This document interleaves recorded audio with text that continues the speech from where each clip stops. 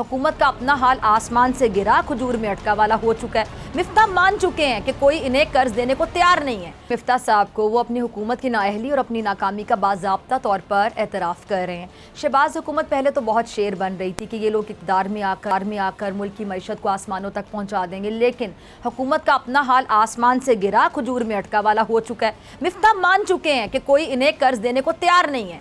पूरी दुनिया जानती है कि शहबाज हुकूमत की साख क्या है। करप्शन के इल्ज़ामात इन पर हैं, इसलिए कोई इन पर एतमाद करने को तैयार नहीं है। और मिफ्ता ये एतराफ़ कर रहे हैं कि मुल्क बहुत पीछे रह गया, आप लोगों के होते हुए मुल्क तरक्की करे, ये कोई सोच भी कैसे सकता है। और मिफ्ता नाकामी का बाकायदा एतराफ़ करते हुए साथ ये भी कह रहे हैं कि जी इन्होंने अपना काम पूरा कर दिया, यानी ये खुद को बरी जुमा करार दे रहे हैं। और मिफ्ता साहब जी हाँ, आपने अपना काम कर दिया। क्या?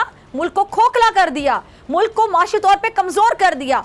आप कहते हैं कि आप रियासत बचाने आए, जबकि पता चल गया कि आप रियासत नहीं सियासत बचाने आए।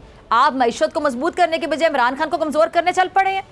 ये ज़रा सा क्लिप देखिए जो PTI के ममनुआ फंडिंग से बाहर ही नहीं आ रहे।